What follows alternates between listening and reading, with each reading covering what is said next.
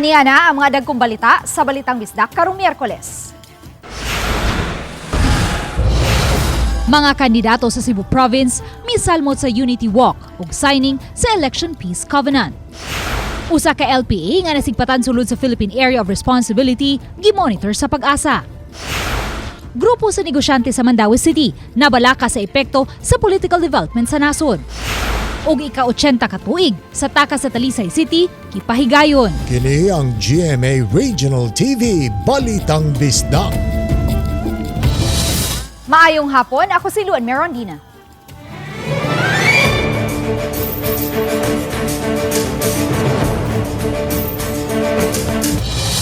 Peace Covenant sa mga magpapili sa lalawigan sa Sugbo sa umaabot eleksyon ipahigayon kaganihang buntag sa Cebu Police Provincial Office.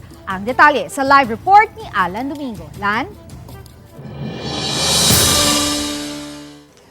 Yes, May. Pasado alas 9 ganang buntag ipahigayon ang Peace Covenant signing sa tanang mga kandidato diri sa probinsya Sugbo uban usab ang mga opisyal sa Commission on Elections COMELEC ug ang Cebu Police Provincial Office.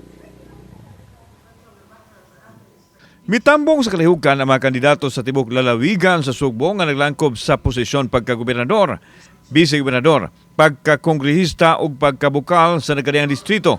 Ang covenant signing gipasugdahan sa Commission on Election o COMELEC ug sa Cebu Police Provincial Office. Wala hinuon makatambong ang tanan nga kandidato pagka-gobernador ug ubang posisyon sa wa pa matino nga rason. Gisugdan ang kalihukan sa usa ka interfaith prayer ug dayon ang habubo nga paghatag og mensahe sa mga stakeholders sa maabot nga eleksyon. Human pa mga kandidato alang sa kalinaw. Gisunod dayon ang covenant signing din mipirma ang tanang kandidato sa gimuntar nga commitment wall. Silang tanan nagkauyon sa pagpatigbabaw sa kaapsay ug kalinaw inubanan sa panaad nga magtamod alang sa matinud-anon ug limpyong piniliay. Isip panapos gipalupad nila ang mga puting salampati isip simbolo sa pangindahay nga makabot ang tiunay nga kalinaw. Dili ni ordinaryong pagtigom, what we are doing here is a commitment not just to rules and regulation but to values that define public servants, leaders and citizens of Cebu. This moment is not just a ceremonial act, but a solemn commitment to uphold the values of peace, the integrity, and fairness in the upcoming midterm, national, and local election.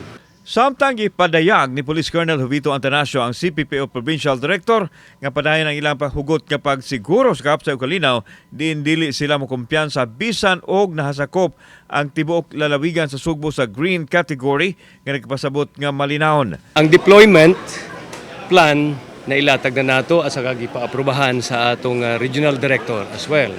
So that would be implementational plan nga ang tanan na kung katawhan i-employ na ko ani for our disposal or for our deployment. Samtang gilagway sa Provincial COMELEC nga hapsay ug malinawon ang lalawigan diin na pangandaman na nilang daan ang ilang gibuhaton og ila kining gigamit bisan nining panahona nga nangandam na sila alang sumaabot nga eleksyon. Masaligo ng COMELEC sa katakos sa mga law enforcers nga makabot ang kalinaw sumaabot midterm elections. Commission on Election preparado na sa eleksyon kay in fact maora gud ni among gipaabot nga activity.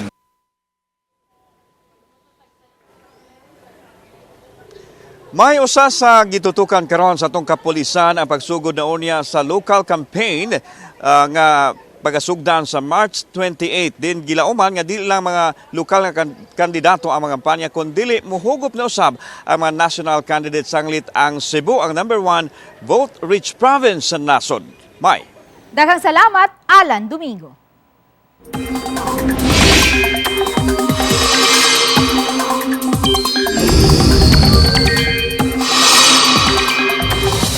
Opisyal nang gideklarar sa Pag-asa ang pagsugod na sa dry hot season kung panahon sa ting-init. Apan taliwa ni ini usa ka low pressure area ang gimonitor karon sa Pag-asa sa sulod sa Philippine Area of Responsibility. Ani ang report. Katapusang nasigpatan ang low pressure area sa silangang bahin sa southeastern portion sa Mindanao. Matod sa Pag-asa, menos hinuon ang kahigayunan ni ini nga mamahimong usa ka bagyo. Apan posible kining mopaduol o motadla sa kayutaan sa Eastern Visayas ug Southern Luzon nga mohatod og hinay ngadto sa igo-igo nga gikusgon sa pag-uwan ug usahay kusog nga mga pagbunok sa uwan hangtod karong adlawng Sabado. Ang Eastern Visayas na ay karong adlaw, so makasinati na silang pag-uwan tungod kini sa LPA and posible kini makaabot diri sa Central part of Visayas diri sa hapon or sa gabi. And yes, today and pagpadayon kini until diri sa weekend or Sabado. Awhag sa Pag-asa sa publiko nga kanunay mag-monitor sa mga rainfall advisory ug heavy rainfall warnings nga luwatan sa Pag-asa DOST. Wala hinoy gale warning nga luwatan ang Pag-asa karong simanaha dinhi sa Kabisayan. Diri sa Visayas, light to moderate lang atong sea conditions. So wala tayong nakita na possibility maka-issue tang gale warning or balod ang kadagatan. Sa bigas bahin, karong adlaw, opisyal nang gipahibaw sa Pag-asa ang pag-terminate o pagtapos na sa amihan season ug ang pagsugod na sa dry hot season kun panahon sa ting-init. Subay niini, gipanglantawan na usab nga masinati ang taas nga heat index sa pipila ka mga dapit sa nasod. Dinhi sa Sugbo, gipanglantawan nga masinati ang 36 degrees Celsius nga heat index karong adlaw. Samtang ugma, posibleng masinati usab ang 35 degrees Celsius nga heat index. Susamang sukod sa heat index, ang posibleng masinati usab sa Bohol ug Negros Oriental karon ug ugma. Ang maong sukod sa heat index nabutang na sa extreme caution category. Naay weather disturbance o naay mga pag-uwan, so natay relief sa taas na heat index, so muubos ang heat index basta naay mga uwan. Uban ni Marlon Malgazo, Luan Merondina, Balitang Bista. Usa ka lalaking American national na palgang wa nay kinabuhi sulod sa usa ka inn sa barangay Paho, Lapu-Lapu City alas 4 kagahapon sa kadlawon. Ang 66 anyos nga langyaw mi-check-in sa naasoing inn niadtong miaging adlaw Lunes uban sa iyang transgender nga hinigugma. Apan dihang gipukaw ang langyaw sa iyang hinigugma, nabantayan kining wa na magginhawa. Dali kining nagpakitabang sa mga hotel staff nga mo'y nanawag sa mga pulis ug nisusi sa dapit. Mato ni Police Lieutenant Colonel Christian Torres, spokesperson sa Lapu-Lapu City Police Office, nga wa sila nakitang foul play sa hitabo. Cardiac arrest ang gitumbok nga hinungdan sa kamatayon sa langyaw. Nakontak na usab sa kapulisan ang mga kabanay sa 66 anyos nga American national kinsa mipadayag nga di na kinahanglan pang ipaubos sa autopsy ang patayng lawas ni ini kay daan na kining may gihambin nga sakit sa kasing-kasing. Natural death gini siya. Actually, nagpa-check up pa sila prior sa pag-ari nila sa Lapu-Lapu. Kaya nagsuri-suri man sila gikag Palawan at sila Bohol. Sa Bohol, nakabatay na sila nga lain ng paminaw sa kaning Pare National. Nagpa-check up pa ni siya dito. Diyan mo to nakita na naagi siya enlargement of the heart. At the same time na siya pneumonia. Pero iya lagi yung gidala. Mga karaang edipisyo sa mga pampublikong eskwelahan sa Talisay City, lakip na kadtong mga nagbarog dapit sa fault line ipasusi. Ang report ni Femari Dumabo. Susihon kung wala ba'y pagpangliki nga makita sa mga school buildings. Kinihuman nga ang usa sa mga pampublikong eskwelahan sa silingang syudad sa Talisay City sa Buhisan Elementary School sa Cebu City. Nabantayan ang dagkong pagpangliki sa yuta ug sa school building ilabi na sa buhatan mismo sa principal. Si Konsehal Danny Caballero, chair sa Committee on Disaster Resilience, din usang iyang komitiba sa namutang og signage sa fault line sa Bukirang Barangay sa Talisay City. Tulo ka tuig na ang nilabay. Mitataw nga angayan lang usab nga masusi ang mga school building sa Talisay City. Nga karaan na og katong mga nagbarog haduol sa fault line. Ang yuon na nga to ang kuan na to ang mga kawani sa city disaster team na to ug sa ato ang sa engineering para ma-inspect na to ang ato ang kanatong mga karaan bitaw nga mga eskwelahan. Well, at the same time, ang atong fault line. Si Department of Education Regional Director Salustiano Jimenez miingon nga usa kini siyang pahinumdum sa mga school division superintendents ug sa mga principal kan sa mga eskwelahan na himutang dapit sa fault line. Every time we do have our MANCOM, I always emphasize to them that they have to be vigilant. All the principals, all the teachers must be vigilant. Not only even the teachers, but the PTA itself, the Parent Teachers Association, because they are the very first to be affected, lalo na mga residents. Mato di Talisay City Mayor Samsam Gulyas, makigalayon sila sa DepEd Talisay City Division aron pagsiguro sa kaluwasan sa mga tinunan. I'll talk to DepEd about it. Kung na-directive ang RD, wa pa mi naka-coordinate sa DepEd. But once mo coordinate sa DepEd, now I know that that's the problem. I'll coordinate with DepEd personally, and I'll direct the OBO, the City Engineering, and the Disaster to look at these areas, especially in the fault times. Kahinumduman nga sa katapusang bahin sa Setyembre sa niaging tuig, nabantayan ang gagawing pagpangliki sa unom ka mga pampublikong eskwelahan sa Talisay City, sama sa Lagtang Elementary School. Sangputanan kini sa magnitude 5.1 nga linog, di nabatyagan ang pagtayog sa mga dapit sa Sugbo, Bohol ug Leyte nitong Setyembre 29 sa miaging tuig. Obani Godfrey Relien, Femery Dumabok. Balitang Bisdak. Kini ang GMA Regional TV Balitang Bisdak.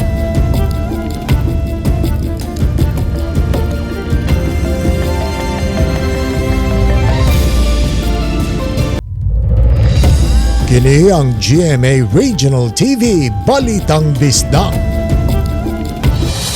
Malaumon ang mga negosyante sa Sugbo nga dili kaayo maapektuhan ang ekonomiya ug negosyo taliwa sa kalambuan karon sa politika sa nasod. Ang report ni Nico Sereno. Taliwa sa mga development sa nasod labi na sa natad sa politika, malaumon ang grupo sa mga negosyante nga dili maapektuhan ang dagan sa patigayon. Matud sa presidente sa Mandaue Chamber of Commerce and Industry o MCCI, kini labi na gyud sa aspeto sa turismo nga maoy padayong gipaninguha nga mapalambo pa pinaagi sa pagdani sa mga langyaw nga mobisita sa Pilipinas. The whole country is still driven by tourism, and if you can see, there are already warning travel statements from other countries like Australia, don't go to be careful in the Philippines. That really affects our arrivals. Positibo hinuon si Inok nga bisan sa mga panghitabo, maengganyo gihapon ang mga turista nga mobisita labi na dinhi sa Sugbo. We were still very confident that there will be coming here because again, Philippines is a jewel. We have so much to offer. Sa isyu sa politika ug managkaatbang nga makampo, giklaro sa grupo sa mga negosyante ang ilang organisasyon walay gidapigan. We always remain neutral, and then we are political. We work whoever is in position. So yeah, we are always a conduit of the city. We are always a conduit for economic growth. Nakigtigom ang mga opisyales sa MCCI ug sa Vice Mayor sa Dakbayan. Gipresentar nila ang mga pagpangandam alang sa Mandaue Business Month celebration. Kundi gitimaan nila ang ika-60 katuig na anibersaryo pagkaorganisar sa maong organisasyon sa mga negosyante. Nico Sereno, Balitang Bisdak. Gisikop sa mga pulis ang 63 anyos nga lalaki sa barangay Kahumayan, Danau City. Nahitabo kini pasado alas 12 ganihang tungang gabi sa gipahigayong operasyon sa kapulisan sa Dakbayan sa Danau. Nasakmit sa iyang posisyon ang usa ka armas ug ang mga tipik sa metal nga himuunon pang armas. Nasakmit usab ang mga kaymanan sa paghimo og armas. Ang pagkasikop sa 63 anyos nga sospek gihulagway nga dako og matabang sa kampanya sa kapulisan batok sa iligal nga mga armas. Gikatakdang kasuhan siya sa tukmang kaso. Kontra lost firearm, amo gid ipaluntad. Kay para kini in particular sa Danau amo karong ginatutukan kay sama sa public knowledge na amang gudiya ang resources or ginatawag nating production. Ika-80 katuig nga pagsaulog sa takas sa Talisay City, gihimong yano apan makahuluganon. Wala ang naandan nga reenactment sa nitabo sa takas. Ang report ni Femery Dumabok. Gisugdan sa mga pag-ampo og santos nga misa og civic military activities. Lakip na nini wreath laying, 21 gun salute ug flower offering, paghatag og yukpo ug pasidungog sa mga namatay nga Pilipino, hilabi na Talisaynon atol sa World War II. Ug sa takas sa Talisay City, 80 katuig na ang nilabay. Ang tulo ka mga flag sa Pilipinas, USA ug sa Japan ang parehong giisa. Sa iyang mensahe gibug-atan ni Talisay City Mayor Samsam Gulyas nga ngayang matag tuig sa logo ng takas sa Talisay City. Pamaagi kini aron masayran sa mga batan-on ang natampo sa mga veterano sa napaymuslang kagawasan karon sa bagong henerasyon. Sometimes we forget that people sacrifice their lives for us to value life like we are valuing it today. Si Veteran Alfredo Ridulia kaysa retired Philippine Navy miawhag sa tanan ilabi na mga batanon nga ngayang hinumduman ug dili hikalimtan ang mga veterano nga moy hinungdan sa natagamtamang kagawasan. Let today be an occasion to reaffirm our vow. We will never waver in our efforts to secure what is best for the greatest common good of our nation. Kapin sa 30 ka mga veterano sa 1st District ang mitambong sa kalihukan, nga gitambungan usab sa mga Consul General sa mga nasod sa Japan ug sa Estados Unidos. However, despite the hardships and treachery of the war, the three nations made a choice of reconciliation with the hope of a better future. Event's theme, love, peace, and unity, are very appropriate. These are aligned and consistent with the trilateral summit meetings of Japan, Philippines, and the United States. Wala man ang naandan nga reenactment sa taka sa Talisay apan gipatin-aw nga wala kini nagpasabot nga gikalimtan na ang nahitabo nitong March 26, 1945. Mato ni Mickey Aznar, Talisay City Tourism Officer, nga nitong 2022 pa gipunting na ang kasaulugan sa kahiusahan sa tulo ka nasod sa Pilipinas, Japan ug Estados Unidos. Samtang nagpasidungog gihapon sa mga bayani. We are trying to do our best nga mapakita nato unsa ang pinaka mga maayong qualities sa the three different nations. So we will not forget the past but we always try to look forward to the future. Samtang usa ka pagbalik-lantaw sa kasaysayan o sa gibiling ligasiya sa mga bayaning Sugbuanon ilabi na sa mga Talisaynon ang gihimo kagahapon. Gisaysay sa historian ug archaeologist sa Sugbo Dr. Jose Eliazar Jubers Bersales ug ubang batid sa kasaysayan. Ang dugang kasayuran kabahin sa naitabo sa taka sa Talisay o ang pagtaak sa kasundaluhan sa Estados Unidos sa kabaybayunan sa dakbayan sa Talisay. Sa forum, gi-exhibit usab ang mga artifacts atol sa World War II. Plano karon ni Dr. Richel Bacaltos, Talisay City College President, nga makig-alayon sa Talisay City DepEd Division aron masukip sa curriculum sa elementarya ug high school ang local history sa Talisay City. There are some nga wala gyud nato matagaan og importansya og nalimtan na gyud unsa gyud nahitabo on that fateful day of March 26, 1945. Ubani Godfrey Rilien, Femery Dumabok. Balitang Bisdak. Kini ang GMA Regional TV Balitang Bisdak.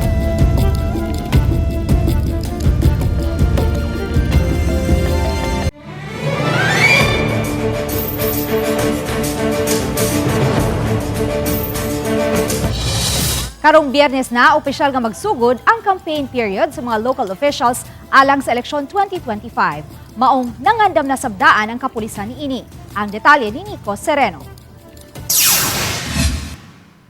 Karong Biyernes, Marso 28 na ang pag-arangkada sa local campaign period para sa eleksyon 2025. 45 kaadlaw mulanat ang campaign period alang sa mga mudagan sa Kongreso ug sa tanan nga mga local positions. Sa Mandaue City, gisugda na sab ang pagpangandam alang niini. Sa pagsusi sa GMA Regional TV, gisugda na ang pag-set up sa stage alang sa duha ka mga political rallies. Managlahing lugar ang himuan niini sa magkaatbang nga partido apan parehong anaa sa North Reclamation Area. Sa impormasyon nga nadawat sa kapulisan, sa Biyernes sa gabii ang usa ka partido, samtang sa Sabado sa gabii usab sa Picas Campo. May inisyal ng meetings tali sa PNP kabahin niini kay mipahibaw ang kampo sa mga partido sa schedule. On the part side sa Mandaue City Police Office, we already have prepared our deployment plan for the different activities, especially sa kanang mga upcoming na mga rallies nga ipanghimo sa ato ang different lain-lain na mga partido. Matod ni Villaro, pagsiguro kining mahigpitan ang seguridad ning ingon aning mga kalihukan. Usually kana mag-request gina sila no because mo na for ang PNP lagi is for security, so we have to attend also sa ina nga klase ng mga coordination meeting kay para sa makita namo unsa sad pud ang ilahang preparation on their part and unsa pud may katabang. Sa Mandaue City, higpit ang panagribal sa mga kandidato nga magpapili alang sa eleksyon karong Mayo. Gipangunayan sa kampo sa duha ka mga iladong political families.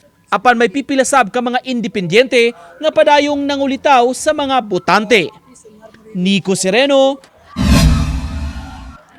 Balitang Bisdak. Kanhi senador o content creator mo imuda sa papel ni Dato Lapu-Lapu o Reyna Bulacna atol sa reenactment sa kadaugan sa Mactan karong Abril 27.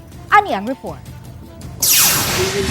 Kini ang gipahibaw ni Lapu-Lapu City Acting Tourism Officer Gary Lau atol sa press conference ikatulo na kini nga higayon nga ang kanhi senador mo'y muda sa papel ni Dato Lapu-Lapu. Samtang sa labing unang higayon, ang content creator nga si Habibi ang muda sa papel ni Reyna Bulacna.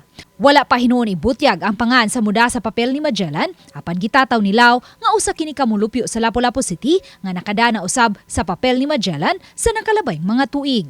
Gipasabot usab ni Lau nga sa miaging tuig pa mipadayag og kaandam ang kanhi senador nga siya ang muda sa papel ni Dato Lapu-Lapu nga dili gani mangayo og talent fee. But as far as the celebration is concerned, we will merely focus on the celebration of our celebration of victory and honoring the history. That will be the highlight of our celebration. Karong tuiga, si Deputy Secretary Sunny Angara ang gidapit sa Lapu-Lapu City Government nga mo'y mamahimong guest of honor and speaker sa 504th reenactment sa kadaugan sa Mactan karong Abril 27. Hinuon sukwahi sa miaging tuig nga higpit ang seguridad nunod sa pagbisita sa presidente. Karong tuiga, gipasalig sa tourism officer nga bukas kini sa tanan nga buot mo saksi sa kalihukan. As long as kanang sunod lang ta nga aduna lay hapsay o kalinaw ang atong pagpahimutang, gipaniguro nato nga ang tanan plastada, ang tanan nga ma-reenact nato ang kadaugan sa dili pa ang alas 10 sa buntag. Ang reenactment sa kadaugan sa Mactan, maawang tinuig nga kasaulugan sa malampusong pagpakigbatok sa labing unang bayani sa nasod nga si Dato Lapu-Lapu ug sa iyang mga kaubanang lumad. Batok sa Espanyol nga mga mananakop nga gipanguluhan ni Ferdinand Magellan niadtong April 27, 1521. Sa bigas bahin, gipahigayon usab ang sashing ganihang buntag sa mga candidates sa pagka-Dato Lapu-Lapu o Reyna Bulacna sa Sadsad Festival. Uban ni Marlon Melgazo, Luan Merondina, Balitang Bisdak. Mga kapuso, sa unang higayon, makita na ang award-winning documentary film sa GMA Pictures ug sa GMA Public Affairs nga Los Sabongeros dinhi sa Visayas. Tulo ka screening ang himuon sa Cebu Normal University IKC Hall sa Biyernes, March 28 ug himuon kini sa 1:15, sa 3:00 ug sa 5:30 sa hapon. Ang Los Sabongeros usa sa mga finalists sa 2025 New York Film Festival ug ang docu-film screening gipangunahan sa CNU Broadcasters Alliance. Inighuman sa matag screening adunay talkback o tagaan og kahigayunan nga mahinabi sa mga mitanaw ang direktor ug producer sa mong docu-film. Sa mga interesado nga makapa-reserve og ticket, pwedeng mutawag ani nila. Mamahimo usab nga mo register gamit ang QR code nga makita sa CNU poster. Yayain na po ang ibang mga kapwa estudyante, pati na yung mga taga Cebu na panoorin ang limited run na ito ng Los Sabongeros sa Visayas Region. Para malaman ninyo kung bakit ito'y naging napaka-kontrobersyal, isa itong matapang at mahusay na dokumentaryo na gawa ng aking mga kasama. Samaran ug adunay bunog si Ruru Madrid kinsa nagda sa papel ni Lolong dihang miatubang siya sa GMA Integrated News sa set ng Lolong Bayani ng Bayan. Ani ang report. Actually, this week magiging madugo, grabe ang mga bakbakan, magiging madrama, iyakan. Apan dili-dili mahuman ang tanan tungod kay moabot si Lolong sa syudad din mas dako ug mas delikado ang iyang atubangon. Kung makikita mo, titular, ibang-iba yung location po natin ngayon dahil may panibagong sorpresa po ang Lolong para po sa mga manonood natin. Kini ang bagong hugna sa kinabuhi ni Lolong nga makita sugod karong Huwebes, March 27 sa alas 8 sa gabi sa GMA. Ito po ang aming kauna-unahan taping para po sa bagong yugto ng Lolong. Ang totoo nga niyan, kahit po ang aming title iibahin ho natin na from Lolong Bayani ng Bayan, ngayon Lolong Pangil ng Maynila na siya. Aduna usay mga bagong makauban nga dagkong artista si Ruru Madrid. Ug para sa mga fans sa dambuhalang buwayang si Dakila, Abangan po natin paano ba muling magtatagpo si Lolong at ang kaibigan niya na si Dakila. kauban si Clans Gabutin, Mark Regia Abella. Balitang Bisdak. Actually, this week, magiging madugo, grabe ang mga bakbakan, magiging madrama, iyakan. Apan dili-diri mahuman ang tanan tungod kay moabot si Lolong sa syudad din mas dako ug mas delikado ang iyang atubangon. Kung makikita mo, Titular, ibang-iba yung location po natin ngayon dahil may panibagong sorpresa po ang Lolong para po sa mga manonood natin. Kini ang bagong hugna sa kinabuhi ni Lolong nga makita sugod karong Huwebes, March 27 sa alas 8 sa gabi sa GMA. Ito po ang aming kauna-unahan taping para po sa bagong yugto ng Lolong. Ang totoo nga niyan, kahit po ang aming title, iibahin ho natin na from Lolong Bayani ng Bayan, ngayon Lolong Pangil ng Maynila na siya.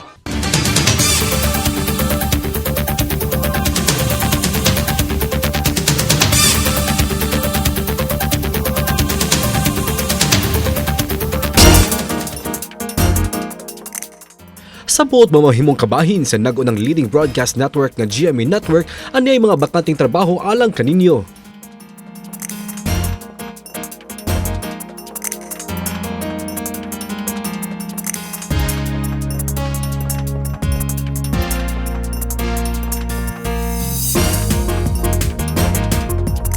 Sa mga interesadong aplikante, mamahimo bisita sa careers.gmanetwork.com alang sa dugang detalye.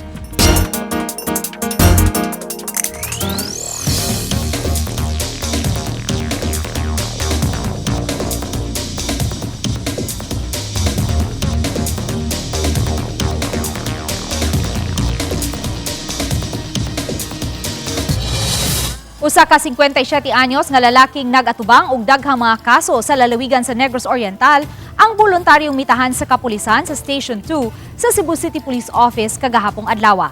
Lakip sa kasong giatubang sa akusado ang rebellion, crimes against international law, genocide and other crimes against humanity, murder o frustrated murder ug pagpangawat.